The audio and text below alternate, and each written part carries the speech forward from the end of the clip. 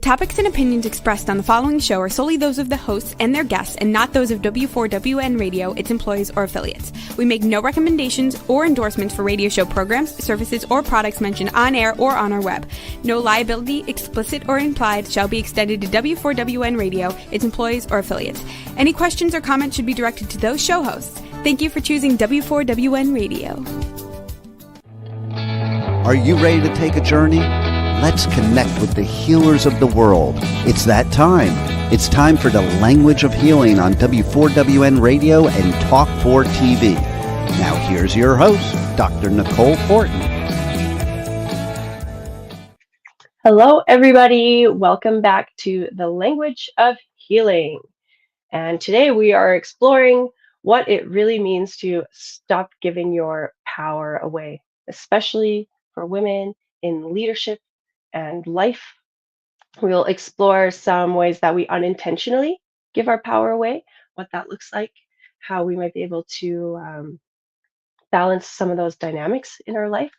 And our guest today, wonderful Glynis Devine, she knows all about how to help you turn that, really stop giving that power away and turn that into a true impact, such an inspiration.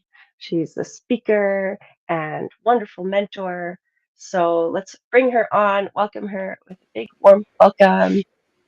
Hello. Hi, Nicole. I'm so happy to be here. Oh, you're so wonderful. Yeah, I'm happy to have you here too. Because we've had, many conversations over, getting to know each other. And I find what you do is just so cool. And I wonder, I've never asked you this, like, what inspired you to get on stage and speak about? Oh, good question. Lots of tears. Yeah. It's never like a glossy road to wherever we end up that we're happy. I want to take a sidebar and say I am thrilled to be here, and I loved your intro. I just have to say the reason I'm so excited to be here is because I think the world of you and the world of what you do. You bring so many gifts to the table that you share very generously, and I'm just thrilled to get to hang out with you for a little bit. So how did this all happen? So the long and short story is I had a really successful career. I'd been 29 years in Mary Kay Cosmetics. I was a senior sales director. I was responsible for 3 directors and their teams, plus my own team. And so about 200 women, mostly women, in my organization. And it was on the heels of us having earned our 7th pink car that I woke up one morning. Didn't exactly happen on one morning. Miserable. And it wasn't, it's interesting because as women, and I can only speak to women, maybe men feel the same way, but I felt really miserable. And then I felt guilty because I felt miserable because I thought I'd been really richly blessed by my career in Mary Kay. No question. I loved the people I worked with. I just had this gap, this emptiness inside that just made me feel like something was missing, that there was something more I was supposed to do, that there was I always equate it to something that Stephen Covey says. Neither of us wrote it, but I sure wish I had. And that is, when you get to the top of your ladder of success, make sure it's leaning on the right building. I felt like I was moving towards the top of my ladder of success, but it wasn't on the right building. And so that's when I realized that all of the goals that I set were all around teaching and helping and empowering women. And so I decided to go into speaking. How I learned my niche was very different. I was in Barrie. I was doing a set, Barrie, Ontario. I was finished my program for the day, and everybody'd left. I'd kicked off my shoes, and I was just sitting, paperwork kind of thing, waiting for the traffic to die down. And I could hear only, I couldn't see because I was inside my own room. I could hear all these people gathering across the convention center for another room. And just from the timbre of the voices, I could tell there were a lot of men. I didn't hear very many women's voices in there. And when their meeting started, it sounded like it was some kind of transportation. And so I hear the rumble of men's voices. And then out of there, I hear this woman speak up and say, I'd like to address the problem that we have with, and she got cut off. And so I'm listening, kind of curious. And then I hear her start again. She said, as I was saying, and I thought, oh, that's not good. That's so not good. Because I can picture every woman who says that, the head is going and the finger is ready, right? And so as I was saying, what we really need to do, and the volume has gone up and the intensity of her conversation had gone up, and she got interrupted again. Thought, oh, this isn't going to bode well. And the third time she came back, shrill, screaming like a lunatic. And I thought, you've lost all your power. And that's when I realized two things over the next couple of weeks. We have an expression in French called mijote. Mijote is when you stew on something, you think about something. And so I mijoted for the next couple of weeks and realized two really important things that are the foundation of my She Suite Leaders message. And that is, number one, as women, we tend to let others define our boundaries, and we shouldn't. And number two, we come out of the gate, and instead of going from passive to assertive, we go right past assertive and we go to aggressive sometimes. And that's no better than being passive, right? So She Suite Leaders is all about empowering women with a voice, knowing their worth, being sold on themselves first before they sell others on their value, their opinions, their processes, their whatever the case may be. And not waiting for other people to define who we are or where we're allowed to be or when it's okay to speak up. That comes from inside us. And ideally, that would come before you hit the age where you say, screw this, it's my time to speak up, and come out, guns blazing. I think that is like an interesting thing when we try to step into our power. And then, you go from this passive role, maybe like, the peacekeeper qualities, not wanting to rock the boat, but still, then you get frustrated. I want to be seen. I want to be heard, like respected, whether I get it or not. Like, but it's funny how we swing from that passive to that aggressive. And there's that thinking. That's maybe one way that we unintentionally give our power away, like your example. Absolutely. Is like swinging to that when the assertive stance is where the power is, because that's based on fact and respect, and it's just truth. I always like the definition of assertive is, this is my own definition, it's not necessarily the right one, but it's the one I live with. Assertiveness is respect at no one's expense. So I don't give you respect without taking it myself, and I don't take it without giving you yours, right? And so if we can own our value, own our boundaries, then I don't have to get aggressive about it. I respect you, and I respect self in the process.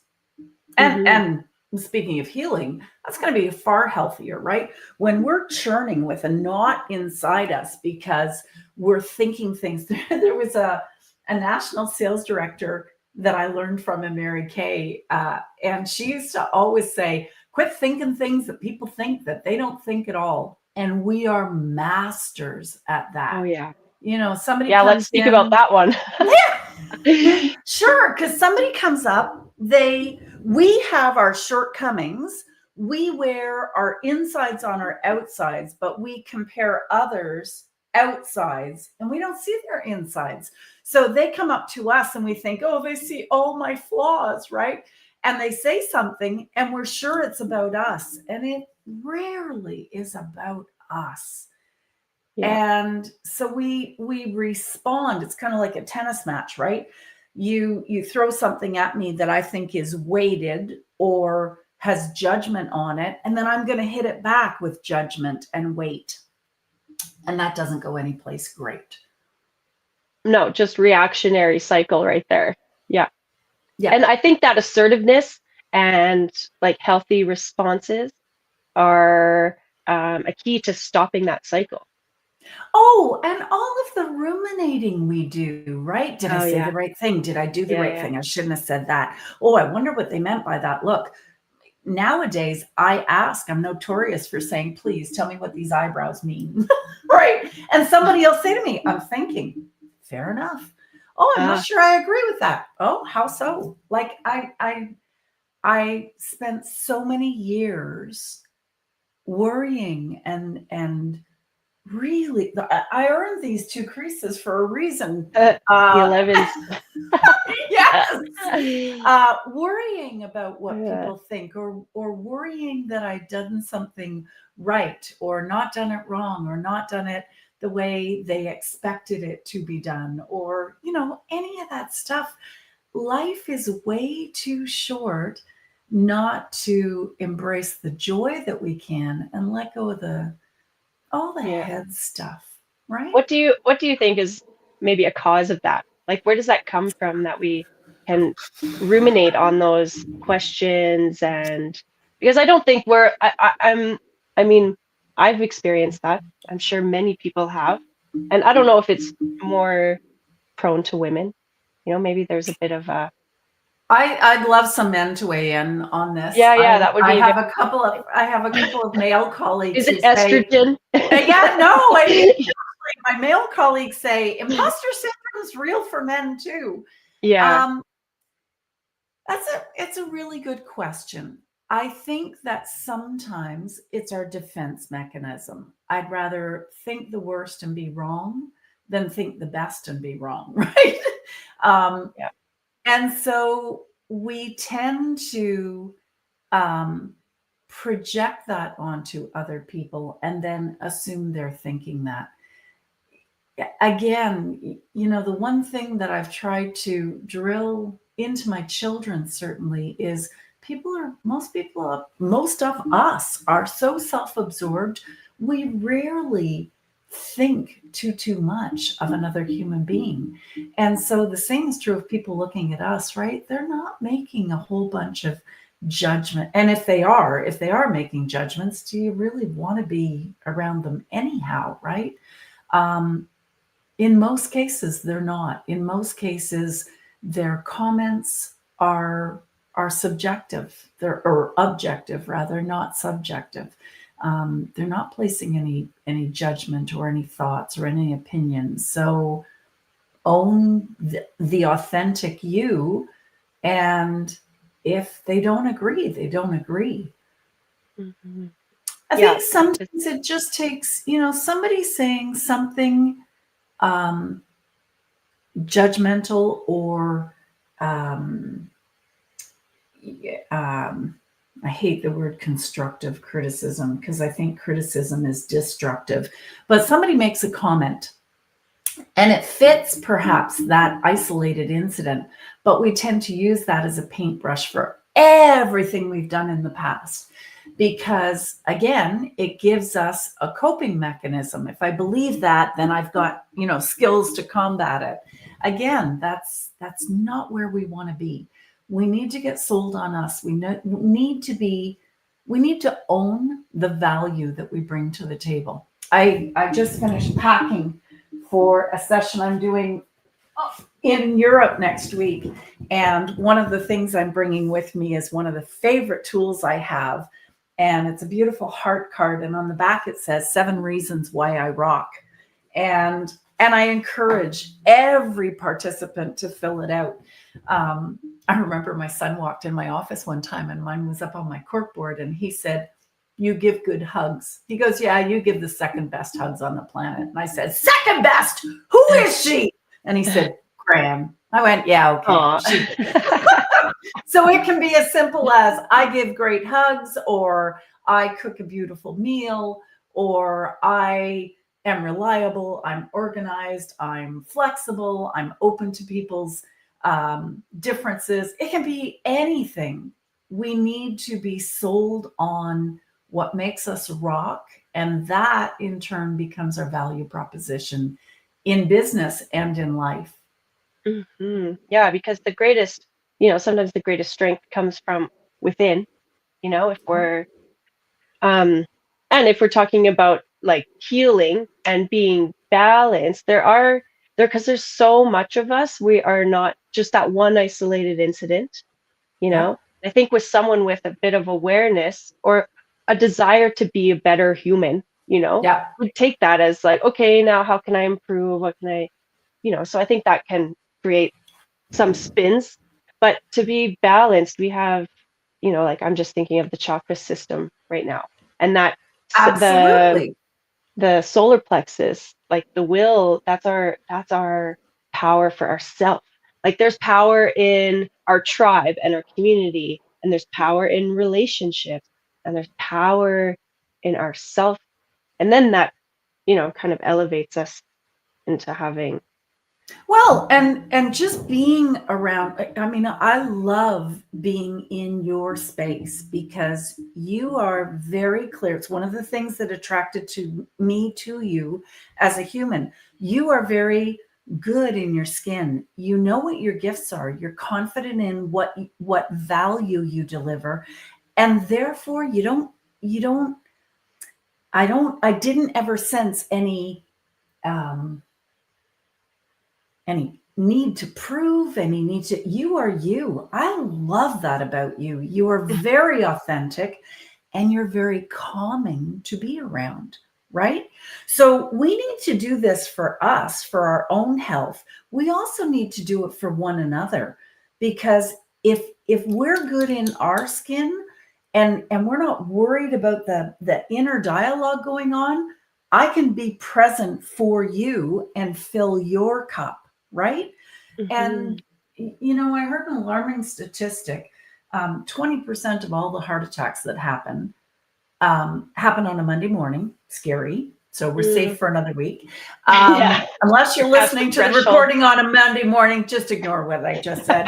And it's not, a Tuesday night Zumba class that you a little bit too hard, or a Thursday night hockey game where you played like you were 17, but your heart isn't. It's that angst we get on a Sunday about the people in our life that we find it difficult to navigate, to Like maneuver. be around. And Yeah. yeah, Because a lot of our patterns are the way that, I mean, as a core, I don't know if it's a need or a fear, but as humans, we all want to be liked, yep, you know, accepted.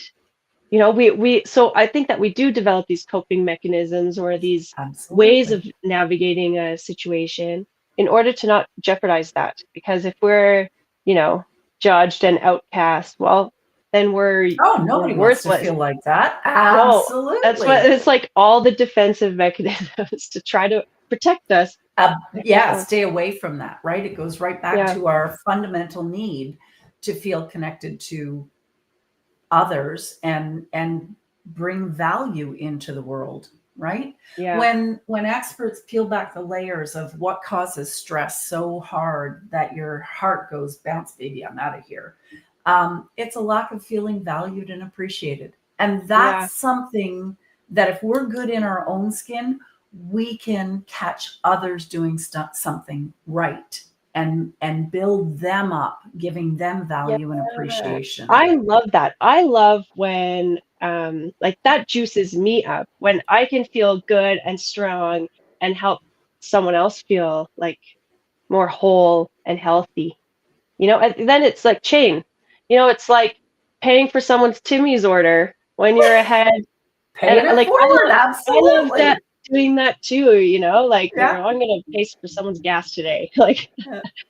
um, My mom, I because remember I used to go yeah. as a teenager, I'd go up to my mom and I'd say, I'm bored, right? And she'd say, go help someone. And I find Uh, the stupidest response when I was that age, right? And I realized it's true. You cannot help someone without feeling good about yourself, like healthy help, right? Yes, yeah. Um, when it's building another person up, it builds us up. What a much healthier planet it would be if we all were committed to that on a regular Mm. basis. And that takes getting out of our own head. That takes not listening to the voice that says, "Who do you think you are? They're going to see right through all that stuff," right? Yeah. Well, that is an interesting comment because there are people that see that behavior as like suspicious, you know? And it's like, oh, isn't that interesting? Because maybe that we're all like fend for yourself or that individual idea, it's like, Yeah. I don't know, you Could gotta, could oh, could be a coping mechanism too, that people who have done that in the past have done it with yeah, something that they want out of it, right? some Um, malintent. Yeah. we're usually a product of everything that's happened to us, and so when someone is suspicious, I just love them more. Yeah, I know, right? That's Just the give him best you more. can do for. I mean, there's no sense getting upset about it, or Yeah. getting down in the dirt with them. That's no good. Yeah. Um, and you just hope that, if they don't take whatever it is I'm offering, that's okay. Hopefully somebody else will be in their path that does. The challenge is that sometimes what you put out, you get back, right? It's that law of reciprocation. Yeah. And so some people take that as, oh, they're suspicious of me, because that thinking things that people think, right? They're suspicious of me because I don't come across as trusting. Oh, what do I have to do wrong? That's getting in your own head. Just Yeah. What drop. about, um, because I've noticed maybe this is reframing it all, but if you're living like that, just like in that reciprocity mindset, and then maybe there's a time where you realize you're putting too much into it, and maybe that's where Maybe. some Yeah. dynamic is like, and also a way that we unknowingly give our power away when we're giving too much, or it's not reciprocated. So when do you decide and navigate that? When it feels icky. So Yeah, that's like the body sense, the visceral responses of it's things as a huge flow, right? indicator. Yeah, Absolutely. To yeah, your and we point, can when we sometimes when we override have that with our flow, head. yeah, oh, Yeah, they go ahead. need it. They don't they're not able to. One of the Yeah, we make excuses for them, right? Or Yeah. or we just like yeah, it's like I love how you always say, um, my body knows what it needs or wants, right? yeah, And I just need to listen to it. The same is true as of us as human beings, right? Um, we go where the flow is. If it feels icky, there's a reason why. That's not respect. You're not either giving respect or getting respect. When, as a speaker, I was almost always on a stage in another city until COVID hit.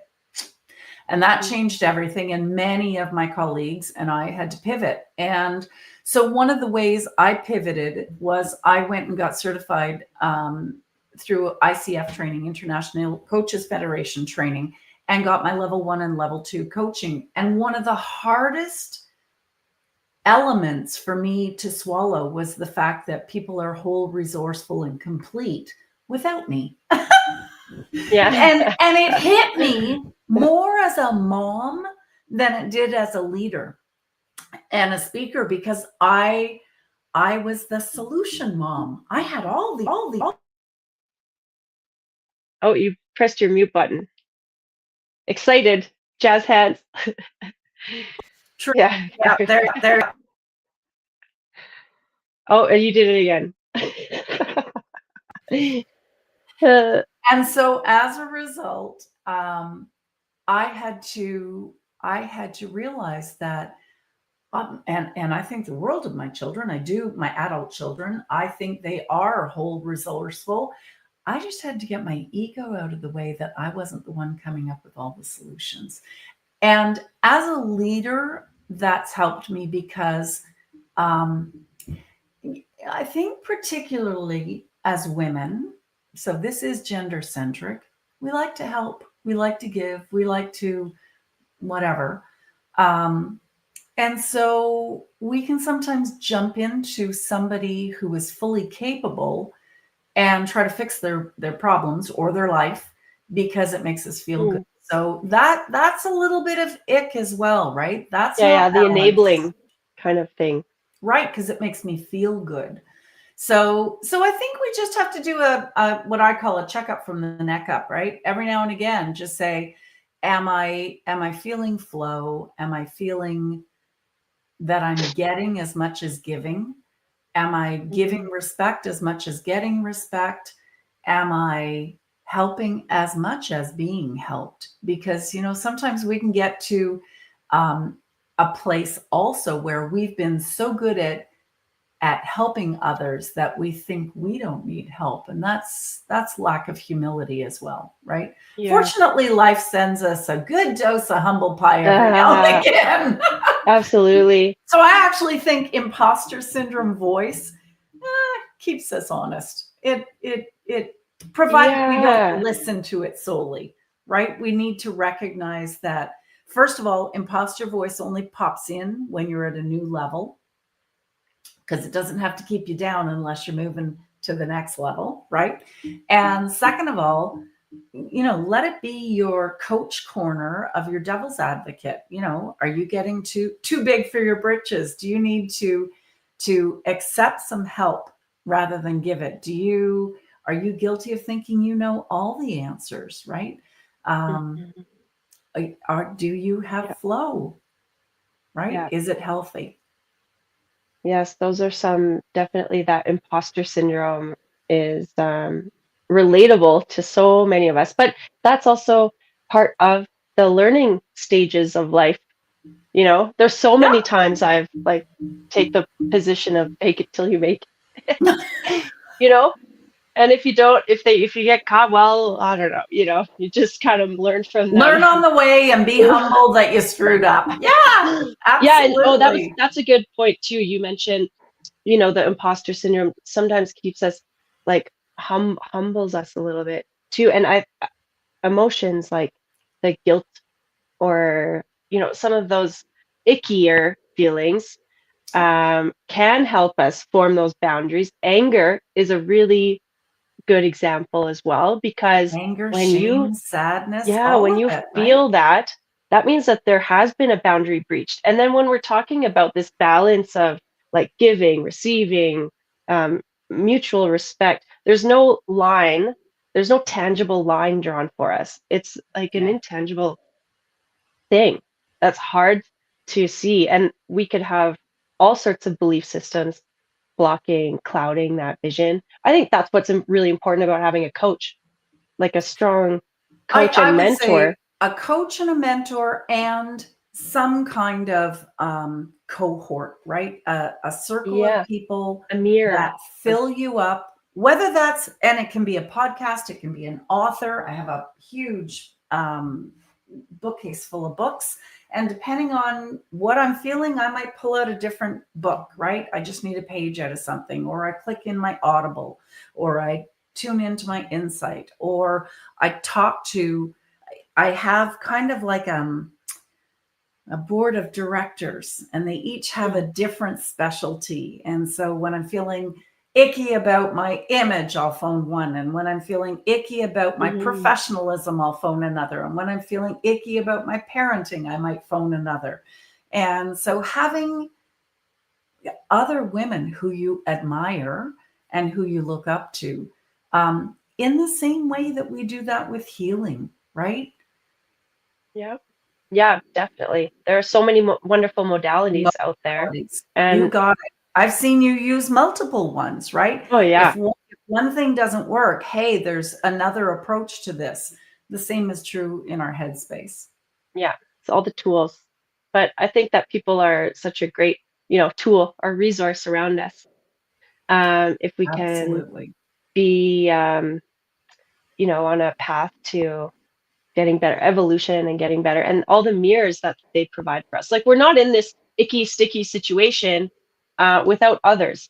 It's the perfect reflection of what is inside of us too. Yeah.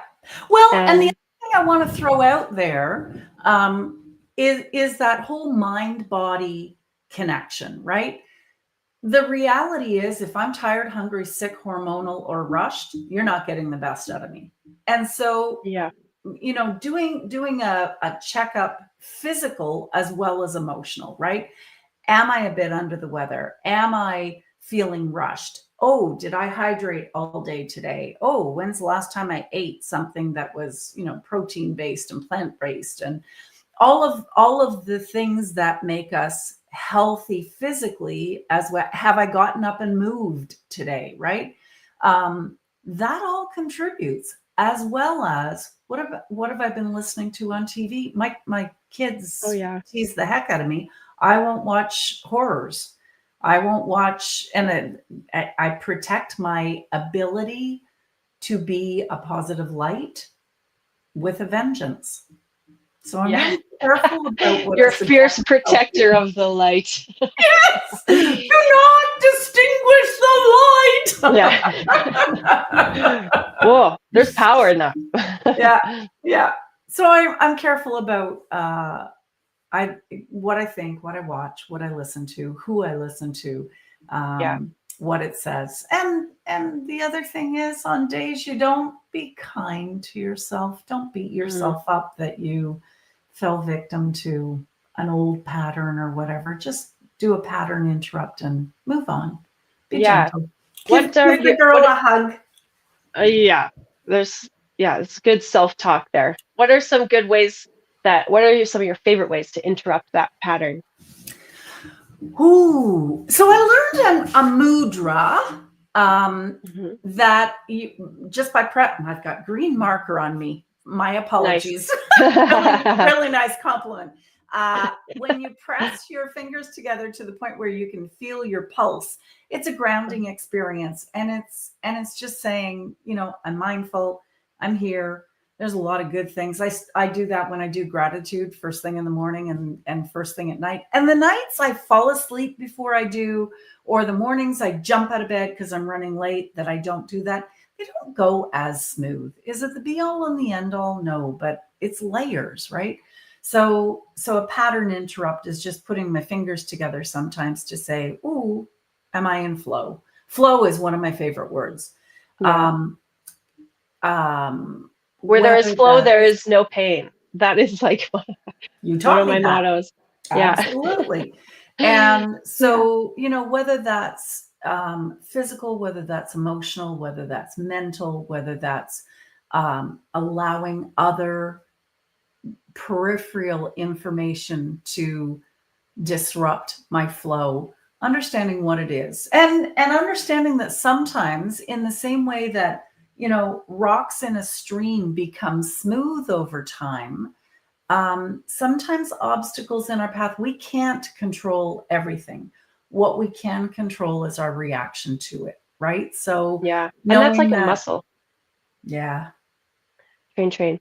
One thing, yeah, um, well, I've experienced, well, I love, yeah, traveling and learning as many modalities as I can, because my main goal or mission in life is to, you know, recreate that original source for somebody. Like, this is, you are zero, like in a way of like zero being everything. right, And then whole, we have all these experiences and things that happen, and it's like about reminding the body, oh, that it's like back to this original state in well, it's like flow. that. And It's like that sweet spot when you're working out and you think, I could bike forever, or I could yeah, dance forever, or I could, yeah, it's this oh, pure space. Yeah. yeah.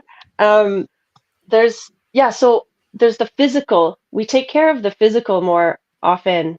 We know that, okay, I need to exercise or go for a walk, like that kind of thing. But there's, the mental, emotional, spiritual layers of us too that we don't put as much value. Well, not that we have value, but maybe it's just the education piece of like that also needs to be cleansed and purged and Oh, exercise absolutely. to really be fully resilient and whole in all parts of our being. So things like meditation, and I did that 10-day Vipassana Oh, meditation, and which is, yeah, 10 days of silence. And silence. there, So were you yeah, allowed to bring a book?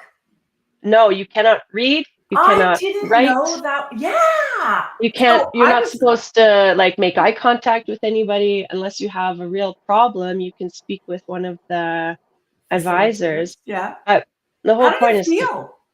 oh, I honestly, I cried for the first 5 days, being like, this was the biggest mistake of my life.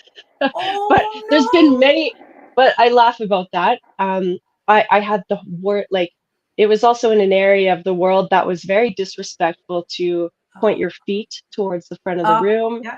Um, you couldn't stretch, you couldn't take on anything other than sitting. And that the idea is like those are the real teachings of Buddha. It was not Buddhism. Buddha sat under that tree until he reached enlightenment. He encountered every source of suffering and was able to maintain that, you know, um, like unity or whatever, right? So it teaches you to, don't sweat the small stuff is kind of the thing, but also, where was I kind of going with that? But So I've had it on but the my idea wish is, list. I'm not oh sure that's yeah, a wish. There's much. I mean, so no, no, no. I would do it again 100%. And Yeah. that one of their main teachings or lessons that I took away from that experience was that that was probably like a deep clean of Oh, I bet. my mind. I noticed after that Processing how much system. energy or how much power that it took to like speak to people, and then you become Interesting. really, you have good boundary of your energy and someone else's. It's more clear, but they related the full 10 days. Like you can't leave before those 10 days are up because it's like going through a surgery. If you leave Halfway at day through. 5, you've got Yeah. this open wound and it's not healed and stitched up. Anyway, I think, that's also another way. There's the physical exercise but, there's some things that can I think also I be think value. often what I mean, at one time in my life, I would never even have considered that. It Yeah. now definitely is Yeah. on my wish list, Yeah. and walking the Well, Camino is on my list. oh, yes. And I had a friend ask me just last night, what's the draw card, and I said the permission to just walk Mm. in silence and just listen. Like that's my only job today is to just walk. How glorious is that? And the peace and quiet. And I'm not sure I was comfy with that way back when, because I wasn't ready to hear what I had to say to myself. Does that make sense? Yeah, 100%. Like we can, yeah, avoid even sitting there in silence with yourself. Oh, and you have to sit. Like I had the hardest time sitting still. Oh, I I honestly bet. remember this. It was hour 84 of sitting that I was able to sit without moving for 1 hour. And that was Wow. probably, I know it's grueling, but so is life, So Well, life like, is. You're absolutely right. And it has a toll, whether it's positive or yeah, negative, right? yeah. I know. And Interesting. anyway, I think that things come into our lives at different stages. There are things that I've done, that years before I was like, oh, I would never do that, or I could never do that. And then you reach a point where, okay, now I have like more capacity for that, or that's the next chapter. That's like Or wonderful compassion gift about, or, yeah, yeah, about just moving through life. life. Yeah. So even if it does feel like we are disempowered or um, our battery is low, burnout from the, Grind. patterns, like, Yeah. yeah, the grind. Yeah. Well, I find, It's a the good fact that, boundary lesson recheck. yeah, the fact that human beings are living longer doesn't mean they're living healthier necessarily, Right. right? And so now we are very much the squeeze generation where we have aging parents and, children that are, so for instance, my eldest daughter, I have 3 kids. My eldest daughter is 40 and has twins 4 years old. So that's compression, right? I'm grandmothering in my early 60s as opposed to my early 50s or late 40s, like a lot of grandmothers when I was a young person, right? And so there's a lot more going on. There's a lot more that women take on. You know, I did some research with one of my clients, and I interviewed a couple of the people who were participating in our program, and two of them said, you know, I said, what do you wish your male counterparts understood about being a woman in business that you're not sure they do? And they said that we've logged 4 hours before we ever log on to work, because they've been up getting kids ready and meals ready and households ready and taking care of so much. And the argument, of course, is there are many more men doing that as well right now. Humans are stretched a whole lot more. But again, if women are the ones taking that on, we have to put on our big girl pantyhose and say that's our choice. Otherwise, that's conversation about, okay, there's 2 or 3 of us in the household, who's going to take what role on, right? And not say, well, they assume because I'm a woman. No, you chose that. Nobody assumed that. Stop thinking and that's things like that people power. think that they don't think at all. And if they do think that, okay, let's talk about that, because that's not going to work. Right. Right? Yeah. Okay, so Glynis, we have to wrap up soon. Unfortunately, it just flies by. I How love can spending people? time with you. Yeah, ditto. How can people reach out to you? How can we find out more? Maybe book you for our next conference. Oh, I'd love that. I have a Leadership Catalyst program that includes empowerment and assertive communication, ideally, and a program called She-Suite Leaders, which is all about how women at the top are changing the game. So it includes leveraging imposter syndrome. I don't think we ever annihilate it. Communicating assertively and feeling empowered, and controlling the narrative around life. And so my website is shesuiteleaders.com or glynisedevine.com. Both will take you there. I hang out most online on LinkedIn. And I welcome having a conversation. I put my telephone number in the chat as well, because I do take texts at all times of the day. And that's the greatest compliment I can possibly be paid, is bring me into your workplace and let's have a chat about how to uncover your value proposition and control the narrative around what value you bring to the table, so that you can shine and have flow. That's my goal. Oh, wonderful. You're such a light. We need, I'm so happy that you're here in this space with me and here in the world, and influencing and so many women, and, those wonderful men as well. The feeling is entirely mutual. I adore you. I adore your authentic spirit and all the gifts you bring to men and women to make them healthier humans. Oh, thank you. Appreciate that. Appreciate getting. I always appreciate hearing that support. So, any final thoughts, stories, words?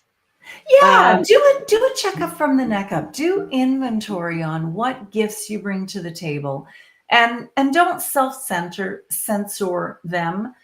Don't think because they're easy for you, they're easy for everybody. That can be your superpower, or just one of your gifts. And what do you love doing so much that it fills your cup? Do a lot of that, and don't wait for someone to give you permission to take that lead. Everybody who loves you will benefit that much more when you're a happier, healthy human being. Yeah. And the reminder that sometimes the breakdown leads to the breakthrough. Love that. So absolutely. Don't shy away from it. Reach out to those, that network, those cohort of people. Absolutely. Yes. Was there a story you were sharing about the hurt people? Yes, hurting people hurt. One of these days, this is going to be my book. So it happened in my kitchen. My youngest daughter, Sierra, who's now going to be 22, was in Sec 2, I believe. So grade 9 and grade 8. And she was born the Disney princess, and so she sings from sun up to sundown Disney show tunes. It sounds really lovely till about the second hour of them. And so this particular night, we're setting up for supper. I'm cooking, my son's sitting at the kitchen table, and she's supposed to be setting the table, and she's frozen at the drawer, utensil drawer. And it's quiet, which is uncharacteristic in our house. And I thought, what's up? And all of a sudden I noticed her shoulders shaking. And I said, what's going on? Because rarely does she cry. And I said, what's wrong? And she started to sob. And she said, all my friends think I'm a joke and everybody hates me. And I said, what? What are you talking about? That's not true. And she said, yes, it is. And I said, okay, whoa, put everything down. What happened? She said, we were in gym and the gym teacher said to me, we're going to do Cosm hockey next. And she said, oh, yay, I love Cosm hockey, which is very much how Sierra would deliver that. And the friend behind her leaned over and said, oh, shut up, Sierra. You're not funny. All your friends think you're a joke. And I asked who it was. And she told me, and I was gobsmacked because this is a kid who had gone to school with Sierra from kindergarten. And they'd been in all of the same classes all the way up. Rarely were they in different classes. And what was really interesting about this was that particular girl had gone through some physical and emotional challenges the previous year that had led to physical changes in her body. And so it was noticeable. And I thought, wow, I would have thought that that girl would have had more compassion because, people can be miserable, right? And especially girls 13, 14, somebody's sure to have said, how come you're losing so much weight? How come you're this, right? And I thought, why would she be so mean? So I said, what are you going to do? So my son pipes up, he goes, I'll tell you what you do. I said, you be quiet. We don't need help from you. So she said, I don't know. And I said, fair enough. So we ate supper. About an hour after supper, she came down and handed me her phone. And I said, what's this? She said, my response. And I looked at it. I have a screenshot of it to keep forever. And it said, dear, and the girl's name, what you said to me in gym class today hurt a lot. What I know is that hurting people hurt. So I hope whatever hurts you goes away soon. Your friend, Sierra. Oh. And I started to cry and I said, I know. Wow. And she said, well, Mom, it's what you teach us. I said, yeah, but it's not what I always do, right? When someone hurts us, we want to hurt back because we feel vindicated, right?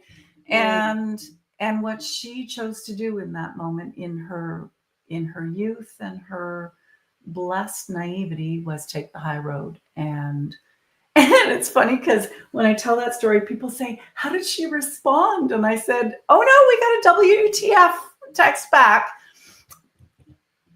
But that's because the healing happened on her end, not on the other girls. Right. Right. Yeah, that's a very important lesson. Yeah. So don't be quick to judge other people. Don't show compassion. Demand compassion and show compassion in equal measures. Yeah. I think that assertiveness also has that element of like respect, giving respect and knowing that you deserve respect, whether you get it or not, and oh, wow. What a powerful conversation. What a high note to leave that. Thank you. My heart is full. My heart is very full. Thank you for all you do and for the messages you bring to the audience that you have. That's uplifting and it helps us get through another day. So thank you. Oh, you are welcome. My pleasure. So happy to have you had you here, and look forward to seeing you in person again soon. Yeah, absolutely. I missed you on the east side. Yeah, we could do this whole thing in French next time. Excellent. Okay. Listeners, please reach out. I would love to. Yes. Yeah. And any questions or interest? Yes, we'd love to hear it. Comments below. If this resonated with you, just give us a like, a little share, and we look forward to seeing you next time on The Language of Healing. Thanks for tuning in, and we'll see you soon. Thank you. Bye. Bye. Wow, what a show today. And the journey does not stop here. Come travel the world with Nicole every Tuesday at 2 p.m. Eastern Time as together we become more fluent in the language of healing on W4WN Radio and Talk4 TV. See you next week.